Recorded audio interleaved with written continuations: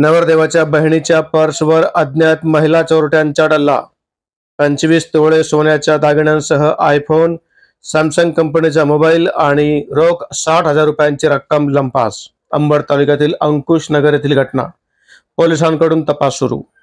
नवरदेवाच्या बहिणीच्या पर्सवर अज्ञात महिला चोरट्यांनी डल्ला हाणला आहे। त्यामुळे पर्समध्ये असलेले 25 तोळे सोनं, आयफोन, सॅमसंग मोबाईल आणि 60,000चा रोख रक्कम असा मुद्देमाल चोरट्यांनी लंपास केला आहे।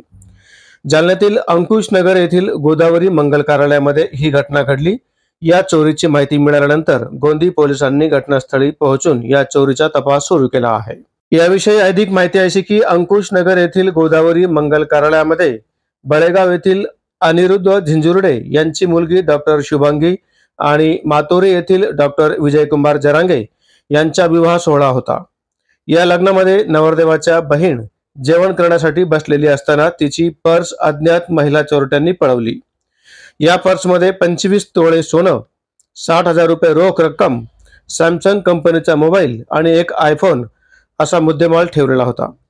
नवरदेवाच्या बहिणीची दिशाभूल करून अज्ञात महिला चोरट्यांनी ही पर्स पळवली आहे। यावेळी केटर्सने चोरी करणाऱ्या महिलेला चोरी करताना पाहिलं, पण चोरी करणाऱ्या महिला चोरांनी केटर्सला दम देऊन पर्स पळवली। दरम्यान या घटनेची माहिती मिळाल्यानंतर गोंदी पोलिसांनी घटनास्थळी धाव घेतली असून अज्ञात महिला चोरट्यांचा तपास सुरू केला आहे। रात्री उशिरापर्यंत पोलिसांचा तपास सुरूच असल्यानं या चोरी प्रकरणी कोणताही गुन्हा दाखल झालेला नव्हता। चोरीची घटना कशी झाली? आज दिनांक 8/6/2025 रोजी माझ्या मुलीचं लग्न अंकुशनगर येथील गोदावरी लॉन्समध्ये दुपारी होतं।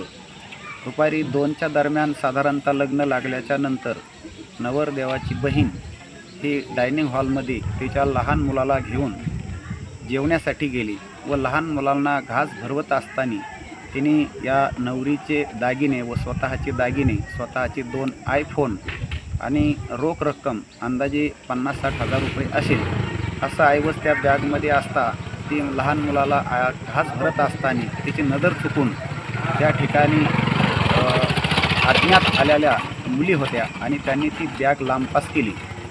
त्यानंतर ते लक्षात आल्याच्या नंतर आमची धावपळ उडाली आणि गोंदी पोलीस स्टेशनला फोन केला। पोलिसांनी काही विशेष दखल घेतली नाही, परंतु त्या आयफोनचे नंबर आम्ही त्यांना टाकले व ते ट्रेस केल्याच्या नंतर उडीगोद्री येथील पारदी वस्तीमध्ये एका घराचे ते लोकेशन दाखवत होते।